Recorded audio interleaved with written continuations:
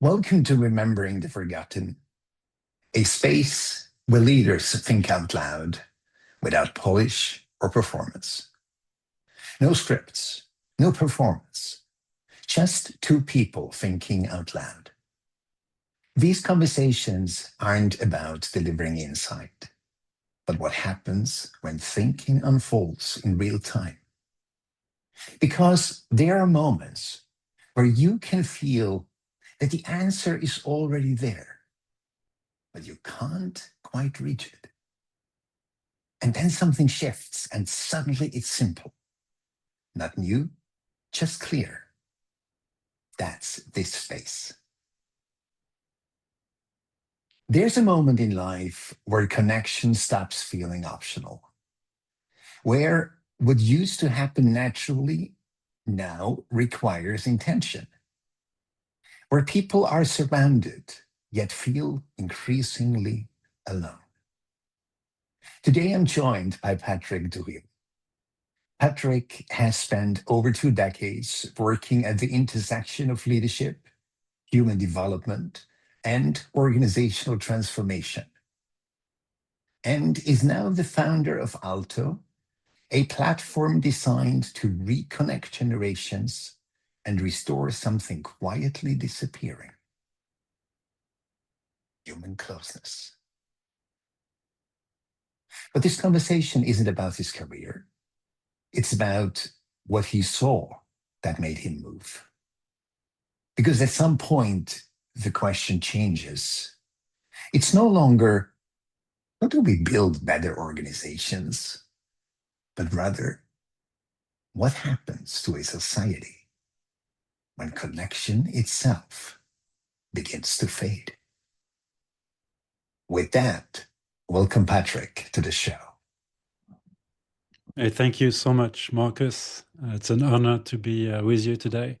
Thank you so much for inviting me, and very looking forward to have a normal eyeball to eyeball conversation with you. And I like the fact that it's very spontaneous and it's also very human. And as you just said, I love humankind and human beings. It's really great to have you, Patrick. Thank you. So before we begin, just notice what becomes clear when nothing is in the way.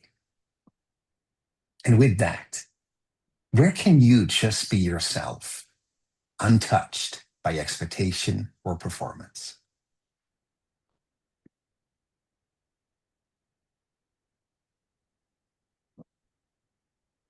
Just to say, Marcus, I'm sorry to say that now, but the camera just froze, and don't. Oh, okay. Those are the technical things, right? Yes, Let me exactly. let me just flip it to my Mac camera. Part of the spontaneity as well. Yes. Oh, absolutely. And it shows there is no fake behind it. It's just real. Yes, I can see you again. That's why we have a Mac Beautiful. camera. Very nice. So let me ask you the question again. Sure, please. Where can you just be yourself, untouched by expectation or performance? I think personally, I try to be as authentic as I can be with everyone, either at work or with my friends or family. I think for me, it's important not to play a role. So I've heard feedback that I'm the same if I'm at work. I'm the same if I'm with my family or with my friends.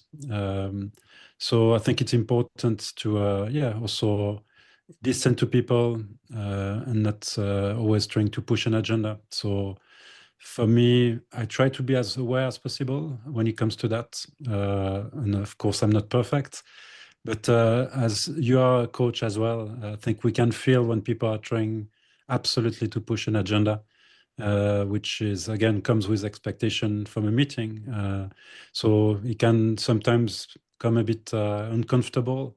So as I've lived it on that side of the table, I try to just be authentic and have a normal conversation and exchange. So for me, it's also about exchanging and not doing a monologue.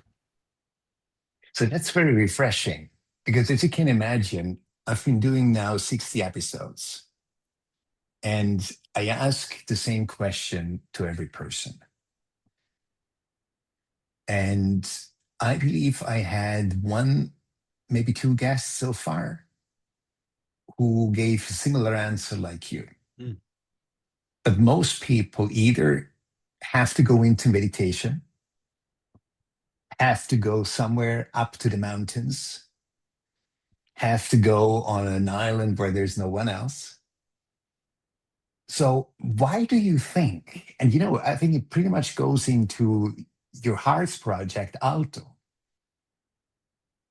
Why is it that we as a society feel that we need to separate ourselves from other people in order to be ourselves and not to be manipulated by expectations or projections of other people? So something seriously went wrong. Mm. No, I hear you. So what is your take on that? I think there's first of all, the technology. I think we are bombarded by information. So what you just said, I also heard a lot. And I like going for a hike myself as well and going to the mountain. I've got a lot of friends who are actually doing exactly what you just said. So they're doing that to step back and have another rhythm. I think the rhythm of their day-to-day activity, be bombarded by email, by text, social media, information, it's too much. So they really want to go outside of the city, close to the nature, and slow down. I think it's also linked with the rhythm, which help them, I think, self-reflect. I think self-reflection is not necessarily easy to do. For some people, it's easy. For other people, it's not easy. But I think being bombarded by information constantly is not helping. So some people can reflect very easily, step back, maybe go for a little walk, 5 minutes, and reflect deeply, quickly. Some other people cannot do it, and they really need to change totally the scenery, change the altitude, change the oxygen to be able to go deep with their thoughts. And there's no judgment in that. We're all different. And I think it's maybe why people, again, being outside and close to the nature, come back to a center self of authenticity. And maybe again, as you say, because we are asked to perform at work, for instance. So there's probably a bit of mask to try to be or show better attitude than maybe in reality.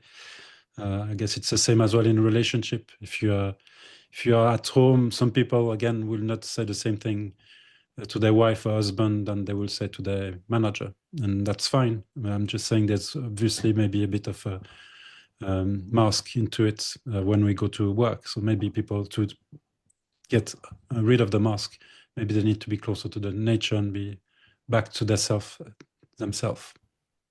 their own authenticity. It's an interesting aspect you just mentioned. I don't think there was any generation more connected than ours, right? And the next ones to come. Mm-hmm. You're right. And I don't think there was ever that little connection ever in society. Mm. Why is that? I don't think it's healthy. That's a very good point. I think my experience, and it's only my experience, but I think if you look at generations, we and maybe our parents, our grandparents, were used to talk to each other. We're used to sit down at a table and have a nice dinner. By the way, you have a nice chair. So I wish I was at your table having dinner with you now. And you could pass me the We'll salt. have that one day.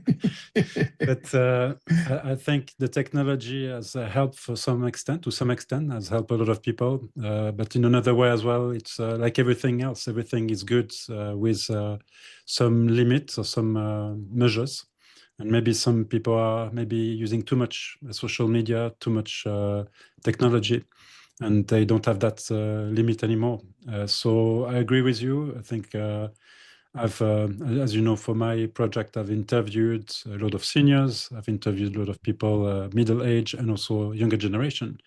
And I agree with you. What's happening is a lot of younger generation, surprisingly, and I was really happy to hear that are not afraid to say that sometimes they feel isolated.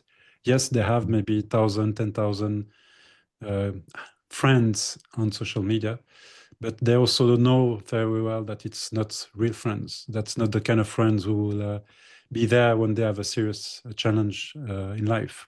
So yeah, I think it's something to measure, and staying connected, for real. I think it's very important. A hug, shaking hands of people, it's totally different than just being on social media with different platforms. And I'm guilty. I use social I use social media, but again, I try to not spend too much time, and I try to also have quality time with my friend and family, and not to use my phone, not even put it on the table when I have dinner with friends, for instance. So it's just a question of a bit of discipline, I guess. So you realized I did not react to when you mentioned your social media use, because my social media use, except LinkedIn, Mhm. is where I post, Yeah. where I comment on my own post comments. I very rarely use social media. Mhm. I went actually that far on Facebook, and I found an extension which deletes my entire feed, and it presents me with a quote on a daily basis, Mhm. which I thought, wow, that's actually amazing, because I cannot stand that noise of a Facebook feed, which is crazy. Mhm. So people came and said, you know what, there must be a way technologically that we can eliminate that feed. So here's my thing. Have we as a society come so far that we are not able anymore to decide to reduce our social media consumption by, let's say, 20 or 30%? Because, you said it takes discipline and it takes willingness. Sure. So tell me one thing. When you decide not to spend time on Facebook or on social media in general, what is the upside for you to spend time with human beings instead? I think it's a real connection, and it's real refreshment. It's energized me to speak with people and really be focused on the person, really listen. I try my best to listen to the people. And I think those, as you say, noise, you're right to say that noise, they're really noise in your mind too. If you're always constantly on Yes. the phone. And again, I've been to tables of friends, 6 people around the table. Did I ever had a dinner where no one touched their phone for 2 hours? Never happened. There's always someone who they check something on a phone, and you think, is that urgent? And there's, I think, a question It's of an discipline. addiction. It is. You're right. And It's literally an addiction. So yes. I believe, Patrick, it literally gets to the point where there is a withdrawal symptom. Mm. Like, you probably saw those short videos where parents took away children's phones. Yeah. It was like they were on coke and Yeah. they did not get their coke dose. Yeah. You're They right. went ballistic. Yes. You're right. You're right. physically, Yeah. physically ballistic. No, you're You right. know? Yeah, it's interesting. I think in Australia they even voted the law to. I can't remember the age. I don't want to say something wrong, but there's a law which not allowing some children to a certain age to use social media. So they are starting I to think it's important. take actually legal action to protect the younger generation. And that's, I think, what you're saying. It's also interesting because I think there is a question of generation.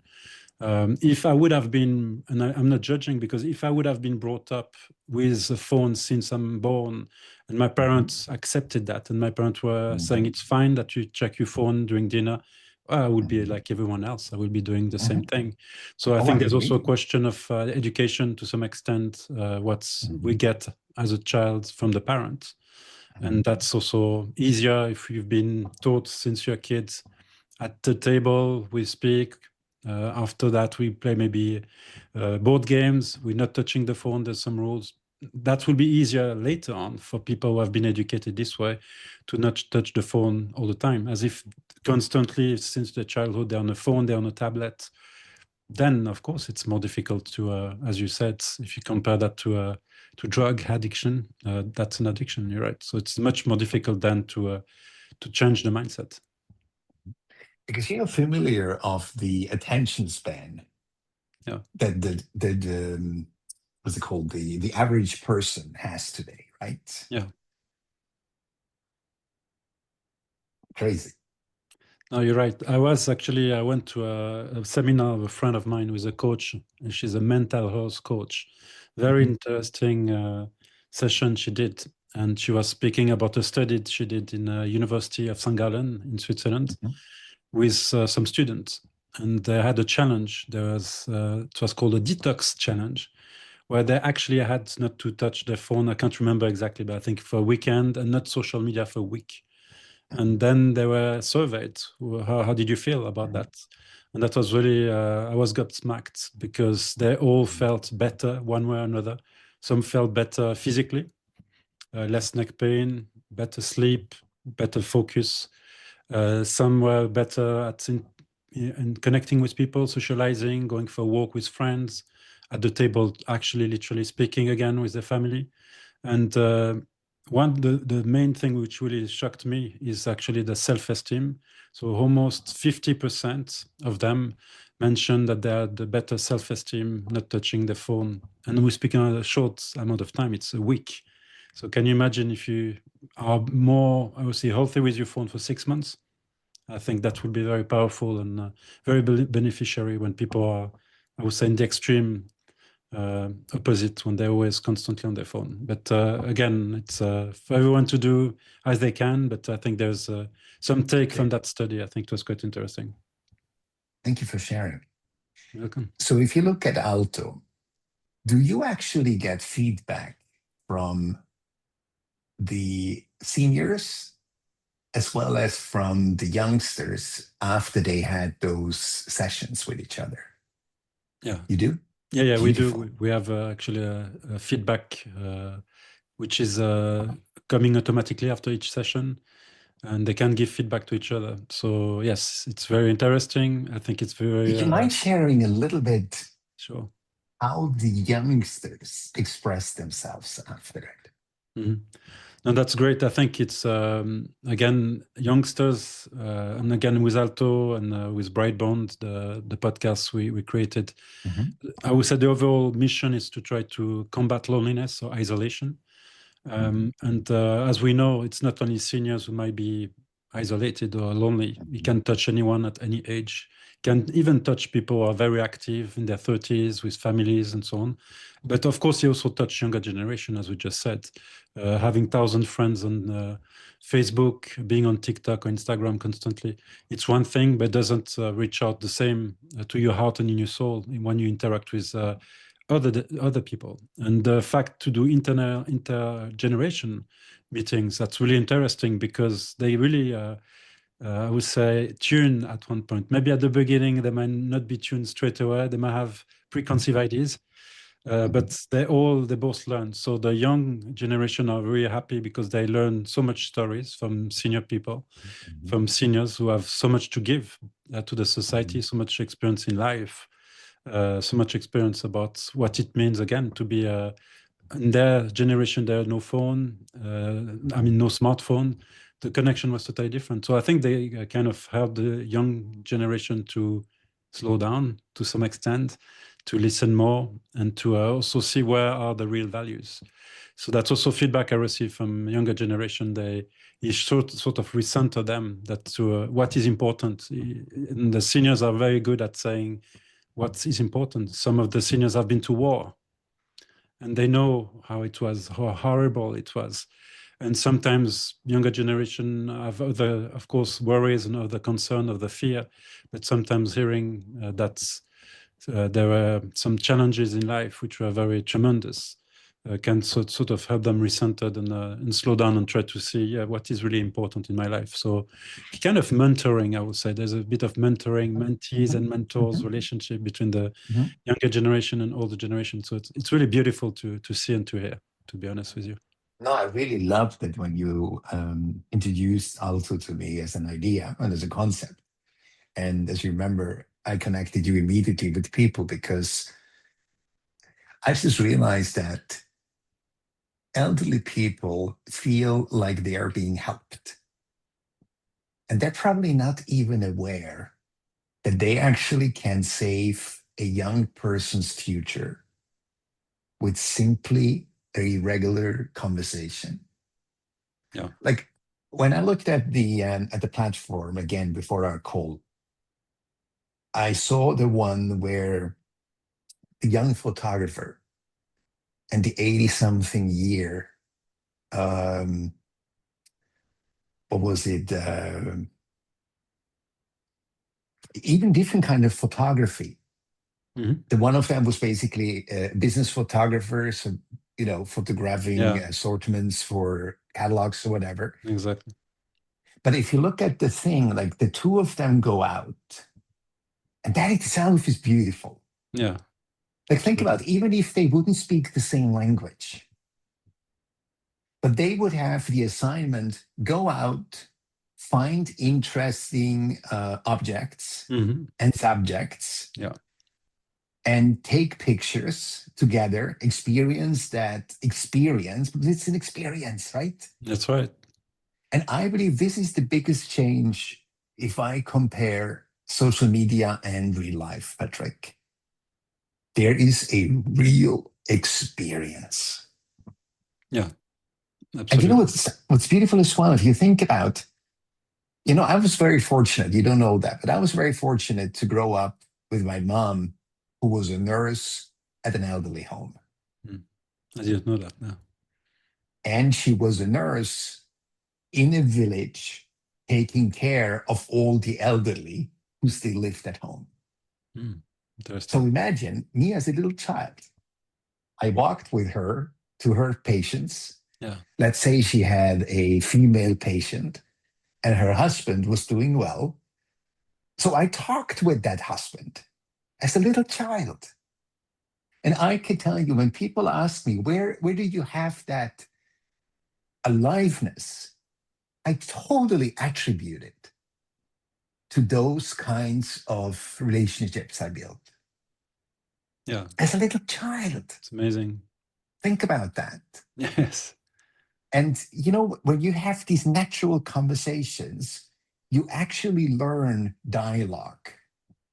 You learn how to live with conflict, because, we don't need an Iran war to understand how to learn to deal with conflicts. If you learn it in very small installments, like a conversation, it becomes very natural. But I believe as low as the attention span is, as low is the threshold for many youngsters to live with conflict. Extremely fast overwhelmed. Yeah, I agree. So I really applaud you for your idea, and I'm going to support it more and more with introductions, because I really believe, and I actually did not even think of that, because you mentioned Dee, my friend Dee, Hmm. who mentioned her daughter. Hmm. I did not think at that moment that this actually might be even more important for the younger generation than it is actually for the seniors. I couldn't say for whom it's the most important, but I'm sure It's it's crazy. important for both. Isn't it interesting, right? Yeah, So it when you is. started the idea, was it having both in mind Yeah. initially? Yes. So you felt that from the Yes. get-go. Yeah, but to be honest, the design was more because I took the preconceived ideas that younger generation will be more IT savvy. So the design of the app, I really thought about the seniors to make it as Mhm. simple as possible.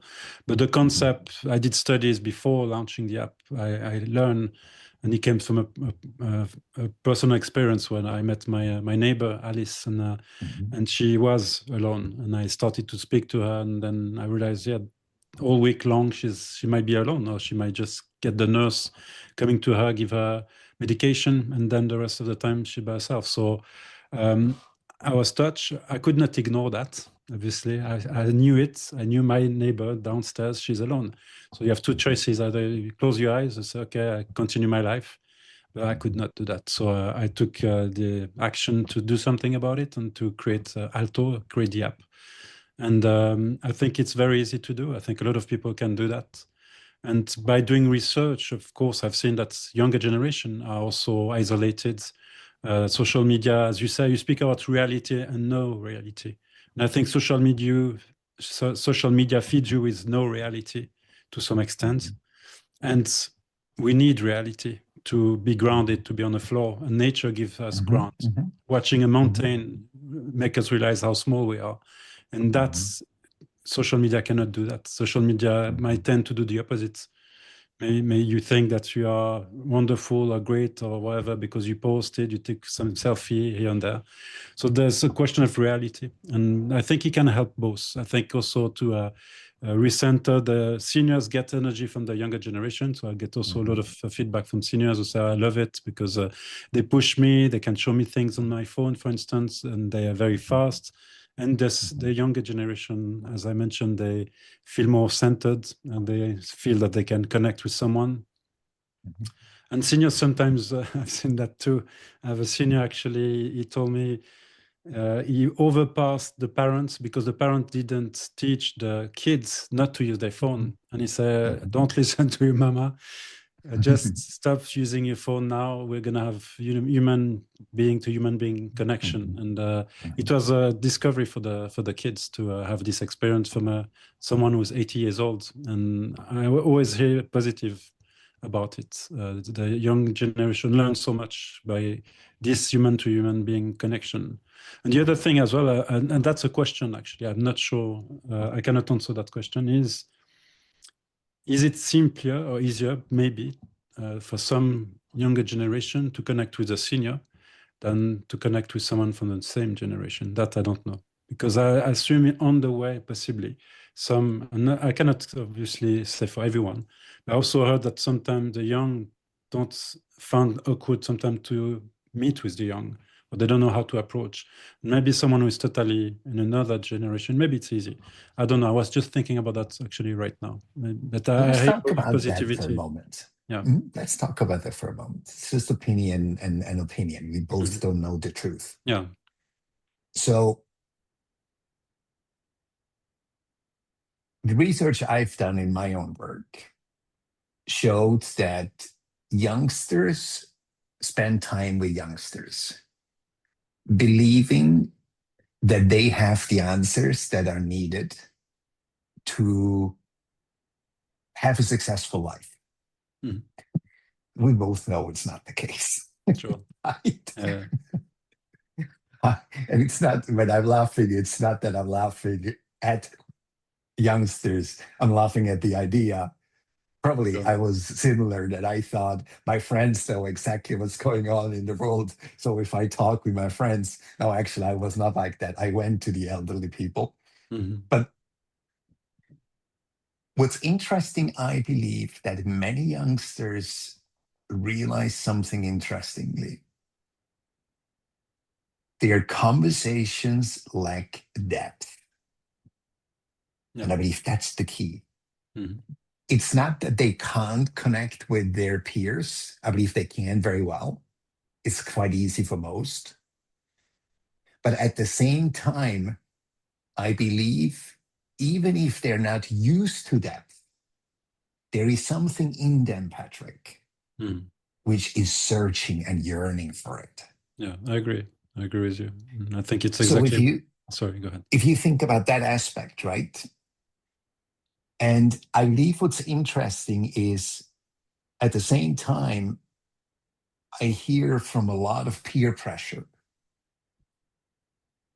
which you do not have if you meet someone from an elderly generation, right? You're right. And for everyone who listens, I believe it's important to understand that an initial hesitance to bridge generations is absolutely natural, right? Yeah. Like imagine you go into a stop and shop or, into Migros or whatever, and who as a youngster would approach an elderly person? They would not. It's just not fitting. You're right. They would say, well, what should I even talk about? That's a good And I point. think Mhm. it's not so much the talk about, I think it's the experience. You're right.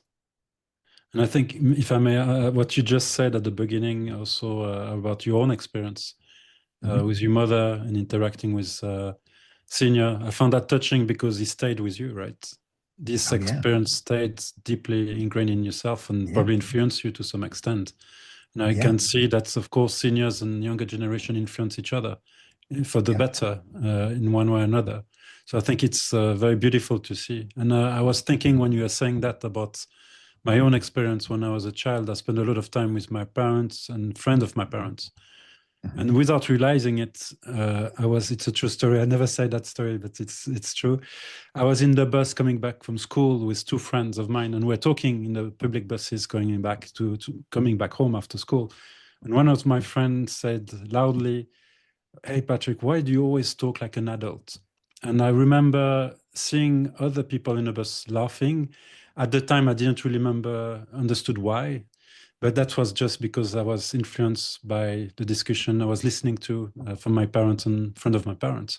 So I think you get influenced by senior or more senior people, Mhm. and you keep that with yourself. And I think it's a powerful tool for life, actually.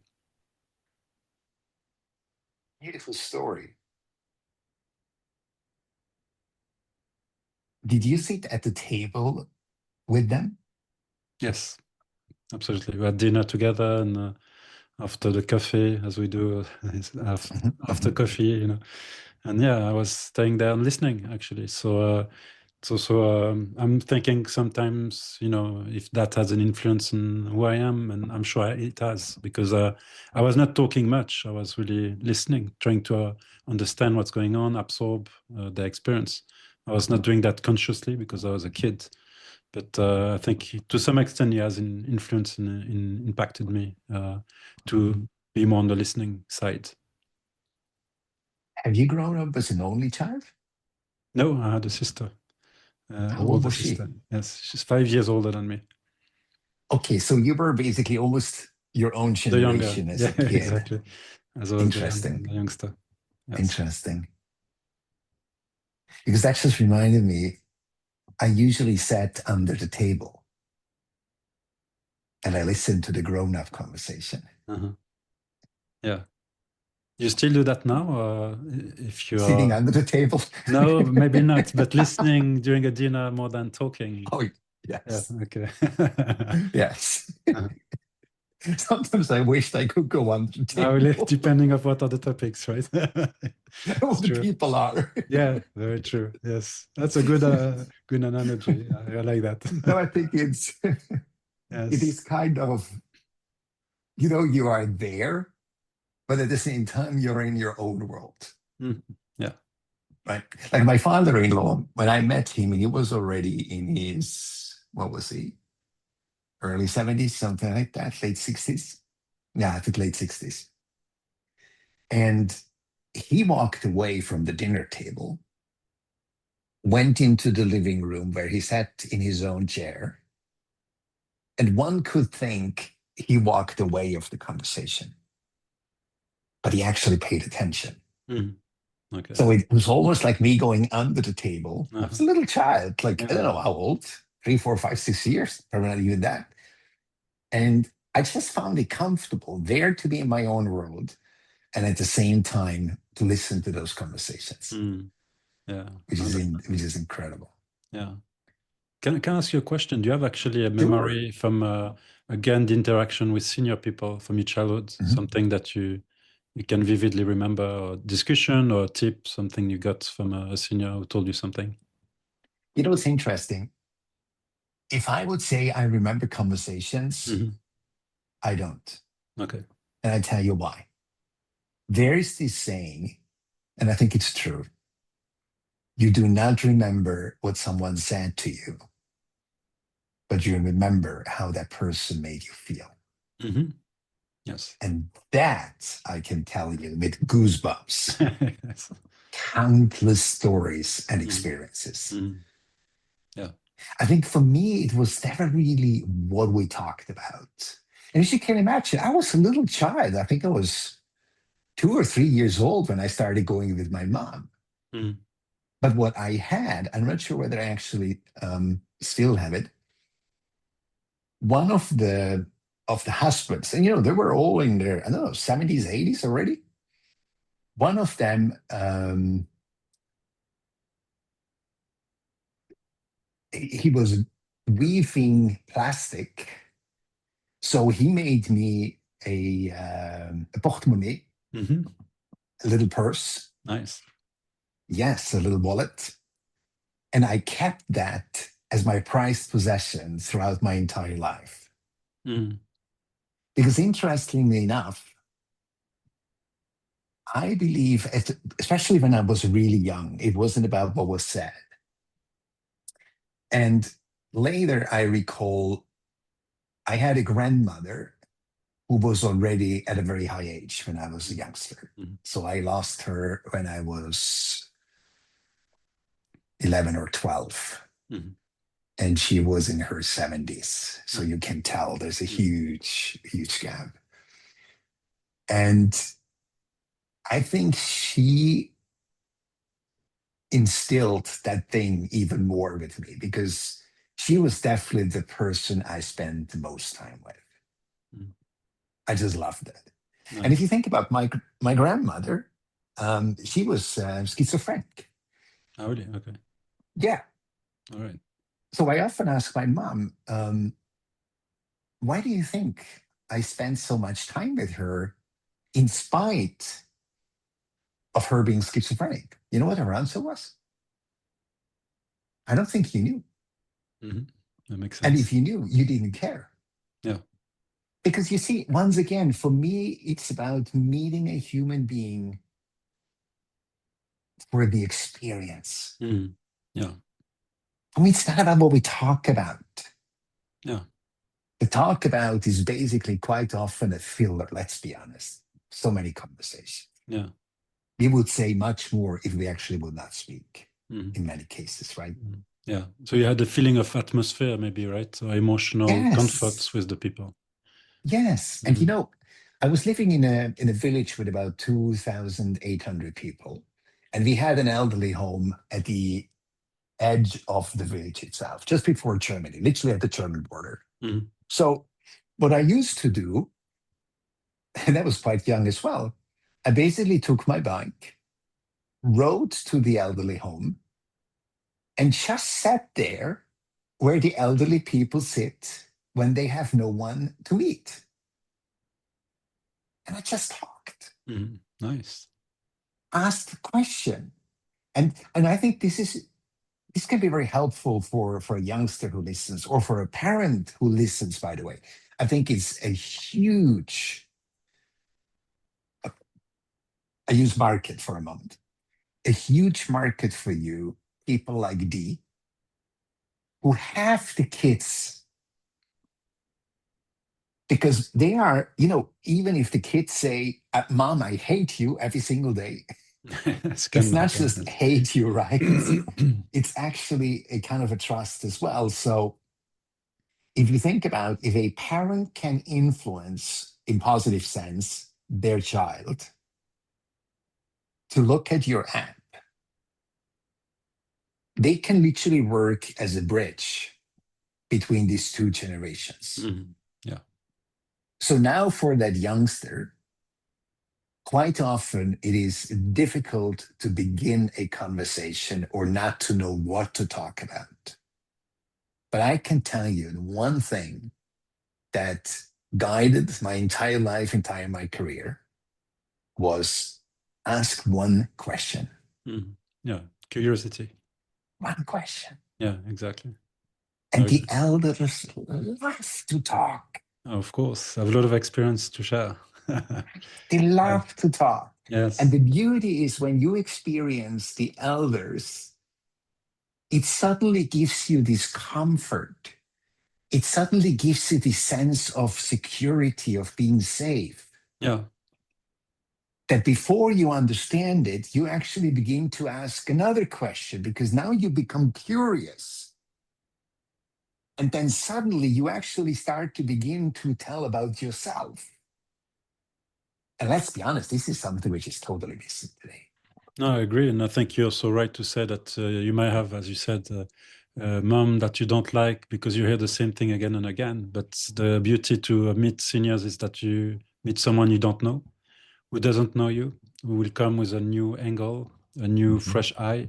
And that's, I think, quite inspirational for most of the case. So mhm, it's sometimes difficult to evolve if you always hear the same thing or if you interact always with the same people. That's the same mhm, for, doesn't matter which generation we're in.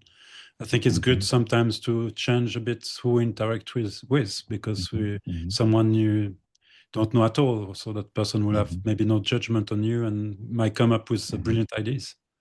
And I mhm, think it's true for the seniors giving advice to the young generation, and also sometimes, of mhm, course, the younger generation are also giving good advice to the seniors. And that's help also the seniors to maybe understand more the mhm, younger generation as well. It's mhm, about learning and understanding each other as well. Sometimes mhm, can be, as you just say, what I'm going to talk about to that person mhm, because he's mhm, young or because that person is senior. But again, mhm, as you say, if you're curious, if you ask one question, you realize that you have a lot of things to learn from both sides, from both generations. mhm. And I was just thinking about the, I would reach out to the again and to other, I would say females, Mhm, and ask them to introduce you to other mothers mhm. who have teenagers. Sure. Because I believe this could become the ambassadorship for you, which you could not wish for a better one. Because, you know, when mothers begin to organize, that's when things happen. Oh yes, they are very efficient. I agree with you. Right. They It's are. like grassroots, Yes, grassroots I know. times 100. Yes, Absolutely. I agree. And then it's good, as you said, because there's no age limit. So that's also, I Mhm, mean, there's an age limit which is 18 years old to mhm, be a companion. But again, there's no age limit afterwards. So if you will, we have companions who are also 70 years old and want to be companion for people who are 80 years old. But yeah, I think it can definitely help.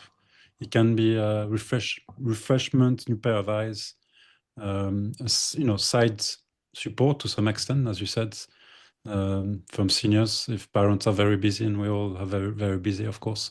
So sometimes it's nice to have someone on the side who, again, can bring another pair of eyes, another pair of Actually, I meant something topics. else. Hmm. I meant something else. Because, you know, from where you are right now to reach the youngsters is not that easy.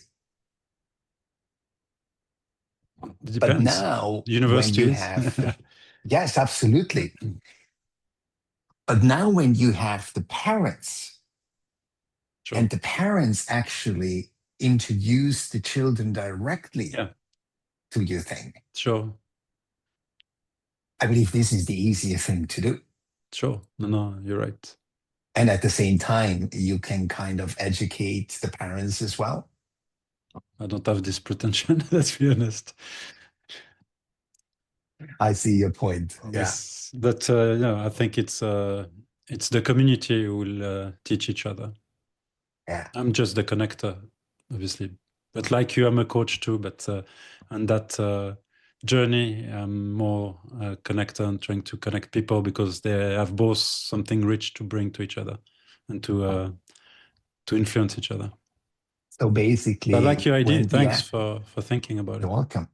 So basically, when the app is spread enough, the rest will take care of its own.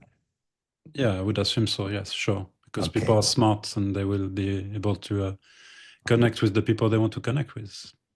But I think it will help most probably, as you said, maybe a generation who maybe has a bit lost touch with human connection. Mhm, mhm. So I think there's really a gap in the middle, and I think we can close the generation gap with the app. I've seen that, and I see that already now in Switzerland. So tell me a little bit, when you personally cross the generational gap, what's in it for you? I think it's a journey. I think I'm just happy to see that we can help people, and people are getting happier, more engaged. For the elderly, of course, it's definitely also an impact on the mental health and physical health.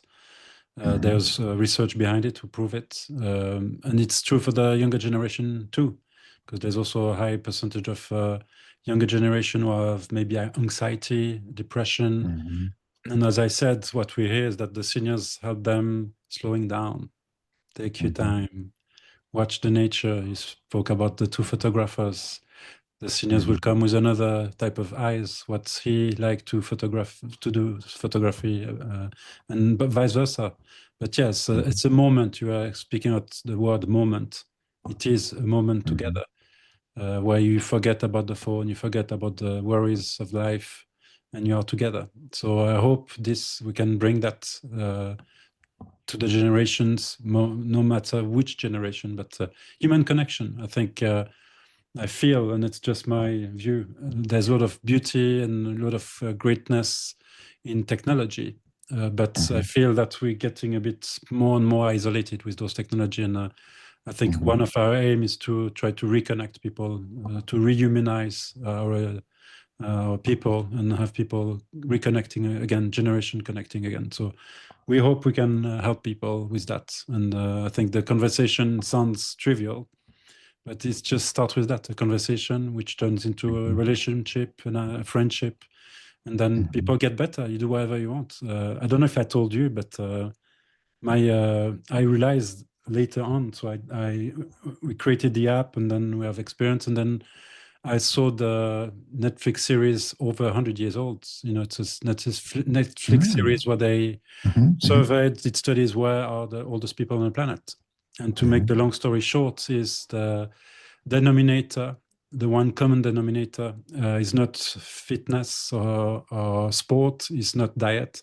It's actually interaction with other human beings, because we are obviously willing to connect and we are social animals. And that's the reason why people across the world usually live longer. And I thought about my own situation. Do I know someone who lived over 100 years old? And yes, I realized, yes, it's true. Aunt Emma, she was the aunt of my grandmother. She lives until 106 years old. And I was thinking, how was her life? And I realized, and I was very young when I met her for the last time, but I met her when she was 104. And when I entered her house, I remember that there was full of people. So it was family and friends, and she was still dynamic. She was still doing the gardening. And then I realized, yeah, my grandmother lived literally 10 meters from her. So opposite. So I realized, yeah, she was probably always surrounded by people. And that's how she probably, or helped her living so long. And I think it's part of longevity as well. Be sociable and meet people and talk to people for real has a real benefits in life and mental health and physical health. This is proven. And I think you actually mentioned the right word, real. Yes. Because if you think about if someone works in a company with 10,000 people, you would think there is enough interaction. Right. But the real is missing behind it. You're right. You're absolutely right. Feeling. So I love it. Sorry, please. I love it. I think you're right. I think you could. It's a good analogy. Being in a company with 10,000 people, being in a concert surrounded by 80,000 people, you can still be in the middle of a concert and feel lonely or alone because you're not with with the people you love around you, and you can still have this feeling. And I know people are feeling something like this sometimes. And so it can touch anyone and everyone. And I think loneliness should not be a taboo. I think we should talk about it. I think everyone Doing a has great been. job for it. Oh, thanks. But I think we all Absolutely. been lonely at one point in our life.